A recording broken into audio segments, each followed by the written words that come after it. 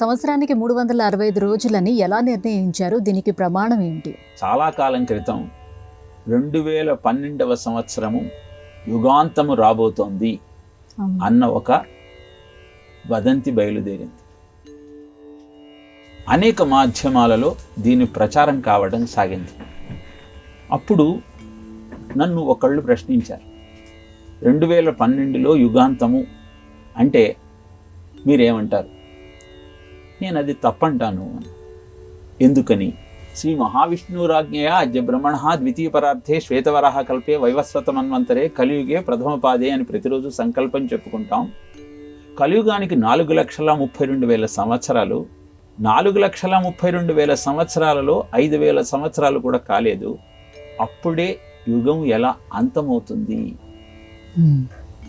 అని ప్రశ్నించిన తరువాత, కలియుగానికి 4,32,000 సంవత్సరాలని మీరెలా చెబుతారు అని తిరిగి ప్రశ్నించారు. సంవత్సరానికి 365 రోజులని మీరెలా చెబుతారు అని నేను ఎదురు ప్రశ్న వేశాను. సూర్య గమనాన్ని బట్టి కదా అని నేనన్నాను. భూమి ఒక చతుర్యుగంలో ఎన్నిసార్లు తన చుట్టూ తాను పరిభ్రమిస్తుంది, సూర్యుడి చుట్టూ పరిభ్రమిస్తుంది తెలియదు అన్న. 157,79,17,500 సార్లు భూమి సూర్యుడి చుట్టూ పరిభ్రమిస్తుంది. ఇది లోలాచార్యుడు అనేటువంటి గణిత శాస్త్రజ్ఞుడు తన యొక్క ఖగోళ విజ్ఞానం ద్వారా గణించి మరీ తెలియజేశాడు. చతుర్యుగము అంటే 43,20,000 సంవత్సరాలు. 43,20,000 సంవత్సరాల కాల ప్రమాణం కలిగిన చతుర్యుగము 157,79,17,500 సార్లు సూర్యుడి చుట్టూ పరిభ్రమించే భూమి. రాసుల మొత్తము బై రాసుల సంఖ్య వేస్తే 365.2525 సంఖ్య వస్తుంది. అదే ఒక సంవత్సర కాలం.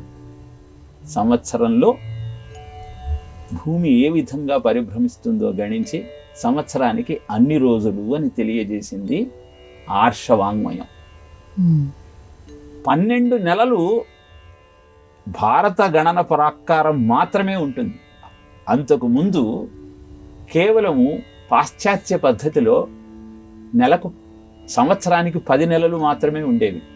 నెలకు 36 రోజులు ఉండేవి.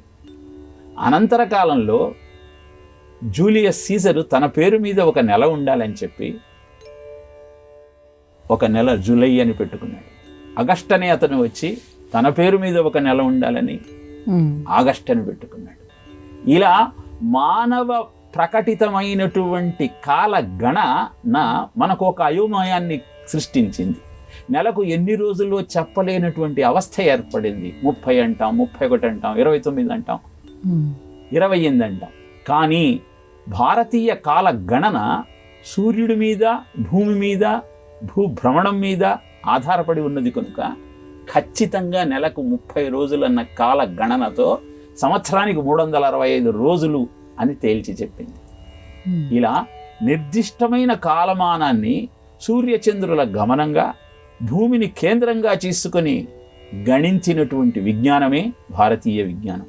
అందుకే సంవత్సరానికి 365 రోజులు, నెలకు 30 రోజులు, యుగానికి 4,32,000 సంవత్సరాలు అన్న దృఢమైన విశ్వాసం మనకు ఉంటే కలియుగంలో వచ్చే ఉపద్రవాలను తట్టుకుంటూ కృష్ణ పాదాలను ఆశ్రయిస్తూ జీవితాన్ని ధన్యం చేసుకునే అవకాశం మనకు దొక్కుతుంది. లేదా ఈ వదంతులనన్నింటినీ నమ్మి భావదాస్యంతో మగ్గిపోవలసిన అగత్యం ఏర్పడుతుంది. అందుకే వైదిక ధర్మాన్ని తెలుసుకుంటూ వేద విహితమైనటువంటి విజ్ఞానాన్ని ఆశ్రయిస్తూ జీవితాన్ని సుసంపన్నం చేసుకునే ప్రయత్నం చేద్దాం.